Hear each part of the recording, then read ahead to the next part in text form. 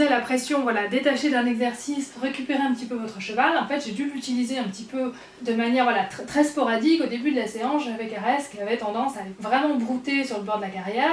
Et donc du coup, vraiment une forte déconnexion, on n'était plus dans l'harmonie avec moi, donc du coup, moi aussi je me suis mis dans cette disharmonie, et je lui ai demandé, là en effet, de se mettre un petit peu en avant, plutôt que de brouter. Et dès que j'ai eu son regard sur moi et revenu en fait vers moi très vite, là tout de suite on met de l'harmonie. Dès que le cheval il fait mine de se réintéresser à vous, on est de nouveau dans l'harmonie. Et ce qu'il faut surtout en fait, c'est qu'il n'y ait pas d'escalade dans la pression comme en éthologie. Toucher avec le stick à un endroit, si le cheval répond pas on touche fort, et puis on touche plus fort, puis on touche plus fort, et puis c'est une escalade. Surtout si le cheval par dessus en plus il vous répond non, et que vous du coup vous touchez de plus en plus fort, là ça non. Et de nouveau c'est pas négatif en fait, tant qu'on respecte la tolérance du cheval, et tant qu'on respecte quand il nous dit là c'est trop pour moi. Si elle me dit ressentir trop de pression, je vais stopper et je vais pas aller à l'escalade. Si elle me répond par de la pression, je vais changer complètement d'exercice ou de manière de demander. Je ne réponds jamais donc à la pression par la pression, et au contraire j'y réponds par l'écoute.